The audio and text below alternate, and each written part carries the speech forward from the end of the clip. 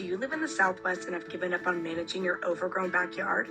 Well, it's time to start taking care of your yard because the lives of your native plants depend on it. If you live in the Southwest with an overgrown backyard, it's likely that your yard has fallen victim to the invasive species called the Sahara mustard plant. The Sahara mustard plant is an invasive species native to North Africa, the Middle East, and Mediterranean land of Southern Europe. The Sahara mustard can easily overtake your yard because of its invasive features, such as a very high seed production capacity and an ability to rapidly propagate under low soil moisture conditions.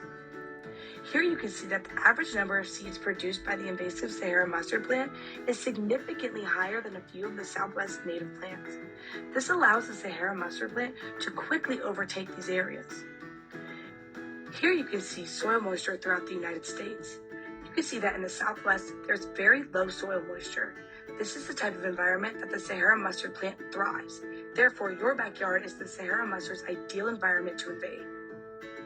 The Sahara mustard plant threatens the lives of your area's native plants in two ways. First, it quickly overtakes your backyard, creating dense monotypic stands. This results in a lower diversity of native plant species because the Sahara mustard competes with these native plants for resources. Second, after flowering, the Sahara mustard plant dries up, creating a fire hazard capable of spreading fire into areas where native plants are usually fire intolerant.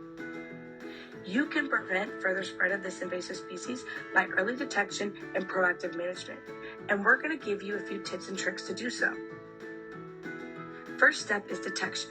In early growth, the Sahara mustard plant forms a large basal rosette with leaves that are 3 to 12 inches long. These leaves are lobed and toothed. Later, the Sahara mustard will decrease in size and dry up. After you've detected the Sahara mustard plant, the next step is management. The first type of management is physical control. The most affordable physical control is hand pulling or hoeing, and plants of all ages can be controlled this way. After removing as much of the plant as possible, make sure you dispose of the debris by burning or bagging and disposing in the landfill. This will prevent further spread. Another type of physical control is mowing.